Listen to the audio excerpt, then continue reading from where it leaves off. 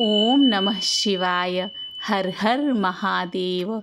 आप सभी पर भोलेनाथ और माता गौरी की कृपा बनी रहे। अनंत फलदायक सावन मास की शुभकामनाओं और भोलेनाथ की कृपा से आइए सुनते हैं श्रावण महात्म्य कथा का 7वां अध्याय। 6वें अध्याय में ईश्वर ने सोमवार व्रत के महत्व का वर्णन किया था। 7वें अध्याय में मंगला गौरी व्रत कथा तथा उसके महात्म्य का वर्णन किया है। ईश्वर सनत कुमार के संवाद में ईश्वर ने कहा, हे सनत कुमार, अब मैं अति उत्तम भौम व्रत का वर्णन करूंगा, जिसके अनुष्ठान करने मात्र से वैधव्य नहीं होता है। विवाह होने के पश्चात 5 वर्षों तक यह व्रत करना चाहिए। इसका नाम मंगला गौरी व्रत है। यह पापों का नाश करने वाला है।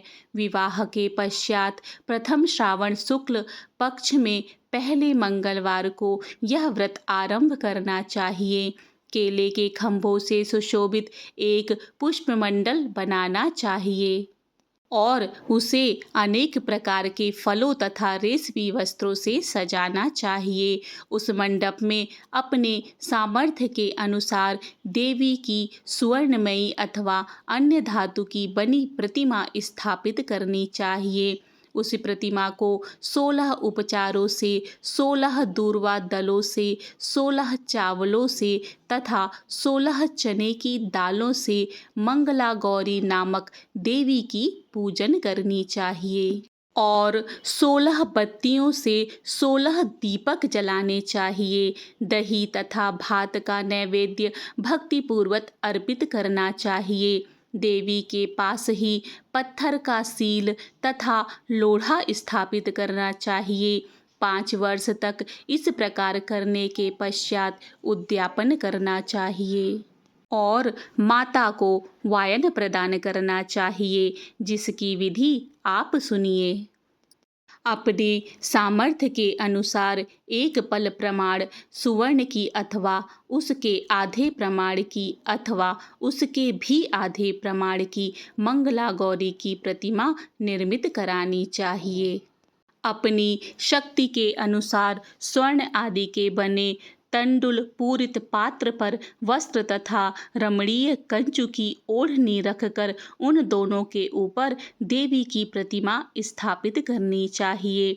पास में चांदी से निर्मित सिल तथा लोढ़ा रखकर माता को वायन प्रदान करना चाहिए। इसके बाद 16 सुहागनी स्त्री को प्रयत्न पूर्वक भोजन कराना चाहिए। हे विप्र, इस विधि से व्रत करने पर 7 जन्मों तक सौभाग्य बना रहता है और पुत्र पौत्र आदि के साथ संपदा विद्यमान रहती है। सनत कुमार ने कहा, सर्वप्रथम इस व्रत को किसने किया था और किसको इसका फल प्राप्त हुआ? हे शंभो, जिस तरह से मुझे इसके प्रति निष्ठा हो जाए, कृपा करके वैसा ही बताइए।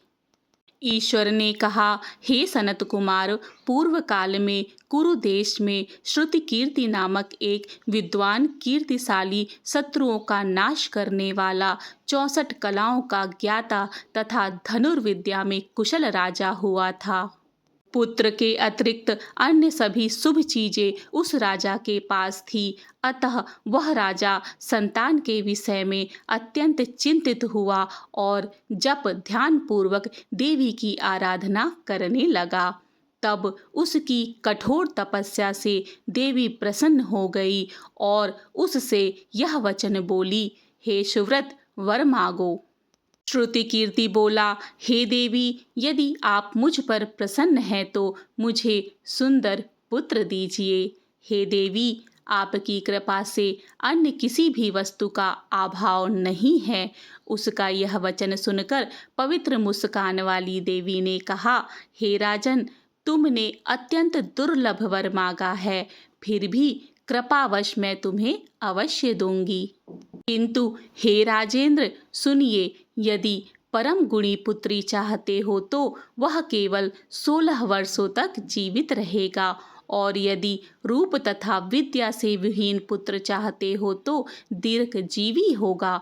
देवी का यह वचन सुनकर राजा चिंतित हो उठा और पुनः अपनी पत्नी से परामर्श करके उसने गुणवान तथा सभी शुभ लक्षणों से संपन्न 16 वर्ष की आयु वाला पुत्र मांगा।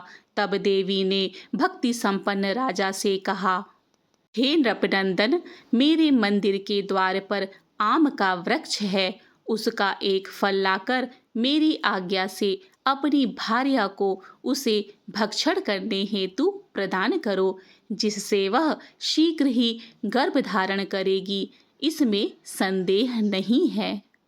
प्रसन्न होकर राजा ने वैसा ही किया और उसकी पत्नी ने गर्भ धारण कर लिया। 10वें महीने में उसने देवतुल्य सुंदर पुत्र को जन्म दिया। तब हर्ष तथा शोक से युक्त राजा ने बालक का जातकर्म आदि संस्कार किया और शिव का स्मरण करते हुए उसका नाम चिरायु रखा।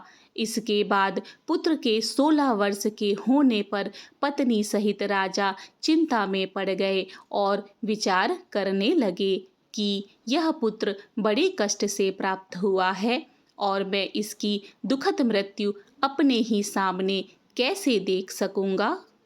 ऐसा विचार करके राजा ने पुत्र को उसके मामा के साथ काशी भेज दिया। प्रस्थान के समय राजा की पत्नी ने अपने भाई से कहा कि कार्पटिक का वेश धारण करके आप मेरे पुत्र को काशी ले जाइए।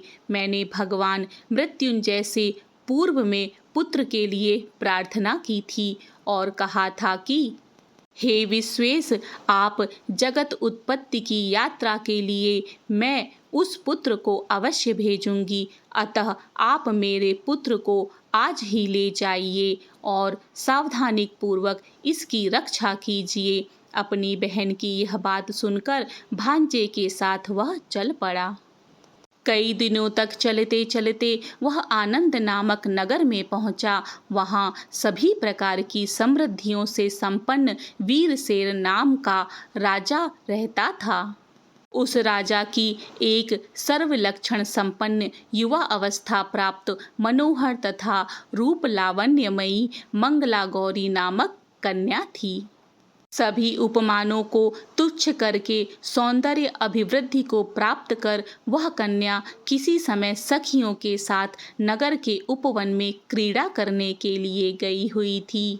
उसी समय वह चिरायु तथा उसका मामा वे दोनों भी वहां पहुंचे और उन कन्याओं को देखने की लालसा से वहीं विश्राम करने लगे।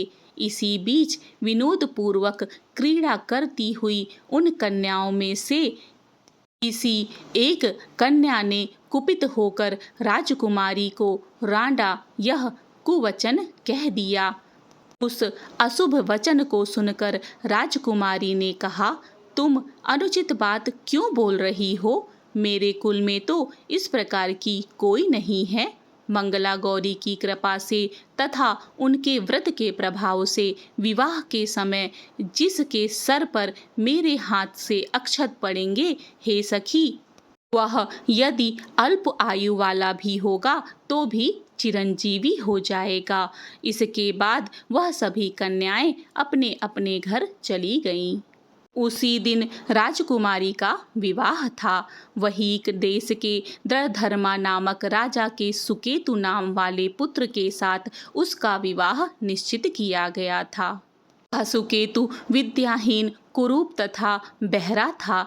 तब सुकेतु के साथ आए हुए उन लोगों ने विचार किया कि इस समय कोई दूसरा श्रेष्ठ वर ले जाना चाहिए और विवाह संपन्न हो जाने के बाद वहां सुकेतु पहुंच जाए। उन लोगों ने चिरायु के मामा के पास जाकर याचना की कि आप इस बालक को हमें दे दीजिए, जिससे हमारा कार्य सिद्ध हो जाएगा।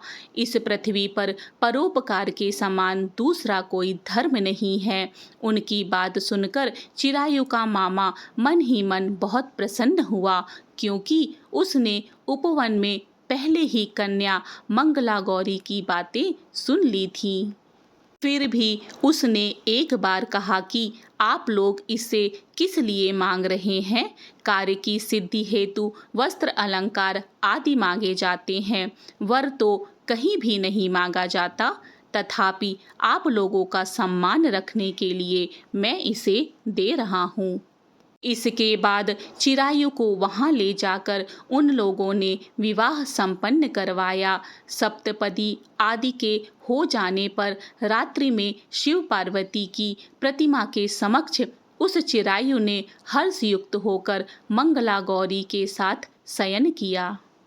उसी दिन चिरायु के 16 वर्ष पूर्ण हो चुके थे और अर्धरात्रि में साक्षात काल सर्प रूप में वहां आ गया। इसी बीच संयोगवश राजकुमारी जाग गई। उसने उस महासर्प को वहां देखा और वह भय से व्याकुल होकर कांपने लगी।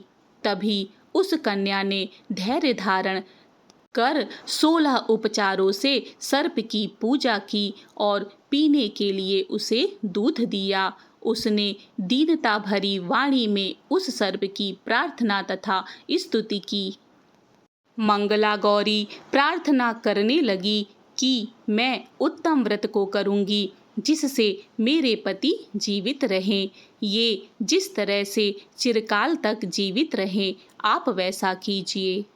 इतने में सर्प वहां स्थित एक कमंडलू में प्रवेश कर गया और उस मंगला गौरी ने अपनी कंचुकी से उस कमंडलू का मुंह बंद कर दिया।